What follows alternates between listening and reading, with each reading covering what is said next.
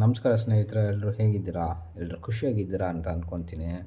ಇವತ್ತು ನಾನು ನಿಮಗೆ ಎಲೆಕ್ಟ್ರೋಮ್ಯಾಗ್ನೆಟಿಕ್ ಇಂಡಕ್ಷನ್ ಅಂದರೆ ಏನು ಅಂತ ಸಿಂಪಲ್ ಕಾನ್ಸೆಪ್ಟಲ್ಲಿ ಎಕ್ಸ್ಪ್ಲೇನ್ ಮಾಡ್ತೀನಿ. ಎಲೆಕ್ಟ್ರೋಮ್ಯಾಗ್ನೆಟಿಕ್ ಇಂಡಕ್ಷನ್ಗೆ ಫಸ್ಟ್ ನಾವು ತಿಳ್ಕೊಬೇಕಾಗಿರೋದು ಮ್ಯಾಗ್ನೆಟ್ ಬೇಕೊಂದು ಮ್ಯಾಗ್ನೆಟ್ ಅಂತ ಇಟ್ಕೊಳ್ಳೋಣ. ಇದು ನಾರ್ತ್ ಪೋಲು, ಇದು ಸೌತ್ ಪೋಲು, ಓಕೆನಾ? ಇದ್ರ ಸುತ್ತ ಒಂದು ಕಾಯಿಲ್ ಇಟ್ಕೊಳ್ಳೋಣ, ಕಂಡಕ್ಟ್ರು, ಕಾಪರ್ ಕಾಯಿಲ್ ಅಂತಲೇ ಇಟ್ಕೊಳ್ರಿ, ಓಕೆನಾ? ಸೊ ಇದನ್ನು ಒಂದು ಗ್ಯಾಲ್ವನೋಮೀಟರ್ ಕನೆಕ್ಟ್ ಮಾಡೋಣ. ಪ್ಲಸ್ ಮೈನಸ್, ಇದು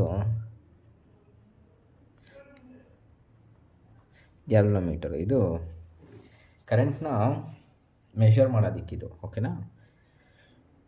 ಏನಾಗುತ್ತೆ ಅಂದರೆ ನಿಮಗೆ ಗೊತ್ತು, ಇದು ಒಂದು ಮ್ಯಾಗ್ನೆಟ್ ಅಂತ ಹೇಳಿದ್ರೆ ಮ್ಯಾಗ್ನೆಟ್ ಸುತ್ತ ಯಾವಾಗಲೂ ಮ್ಯಾಗ್ನೆಟಿಕ್ ಫೀಲ್ಡ್ ಇರುತ್ತೆ, ಓಕೆನಾ? ಇದನ್ನು ಫ್ಲಕ್ಸ್ ಅಂತ ಅಂತೀವಿ.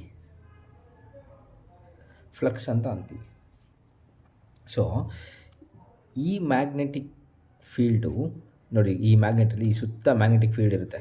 ಈ ಮ್ಯಾಗ್ನೆಟ್ ಯಾವಾಗ ಮೂವ್ ಆಗುತ್ತೆ ಮೇಲೆ ಕೆಳಗೆ, ಈ ಮ್ಯಾಗ್ನೆಟ್ ಯಾವಾಗ ಈ ಕಂಡಕ್ಟರ್ ಒಳಗಡೆ ಹಿಂಗೆ ಮೂವ್ ಆಗುತ್ತೆ, ಈ ಮ್ಯಾಗ್ನೆಟಿಕ್ ಫೀಲ್ಡ್, ಈ ಫ್ಲಕ್ಸ್ ಇದೆ ಗೊತ್ತಾ, ಇದು ಡಿಸ್ಟರ್ಬ್ ಆಗುತ್ತೆ.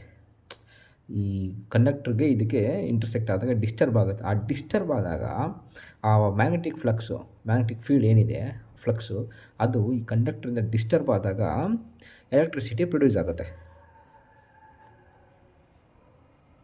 ಇಷ್ಟೇ ಎಲೆಕ್ಟ್ರೋಮ್ಯಾಗ್ನೆಟಿಕ್ ಇಂಡಕ್ಷನ್ ಅಂತಂದರೆ.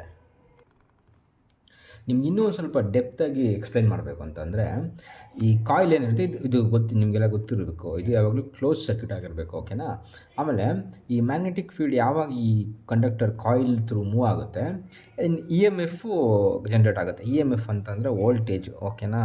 ಇ ಎಮ್ ಎಫ್ ಅಂತಂದರೆ ವೋಲ್ಟೇಜ್ ಜನ್ರೇಟ್ ಆಗುತ್ತೆ, ಓಕೆನಾ? ವೋಲ್ಟೇಜ್ ಜನ್ರೇಟ್ ಆಗಿದ ತಕ್ಷಣ ಈ ಇಂಡ್ಯೂಸ್ಡ್ ವೋಲ್ಟೇಜ್ ಏನಿರುತ್ತೆ ಅದು ನಿಮಗೆ ಕರೆಂಟ್ನ ಪ್ರೊಡ್ಯೂಸ್ ಮಾಡುತ್ತೆ. ಇಷ್ಟೇ.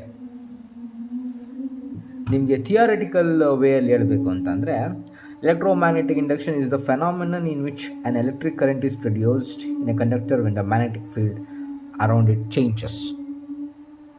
ಇಷ್ಟೇ ನೋಡಿರಿ ಎಲೆಕ್ಟ್ರೋಮ್ಯಾಗ್ನೆಟಿಕ್ ಇಂಡಕ್ಷನ್ ಅಂದರೆ.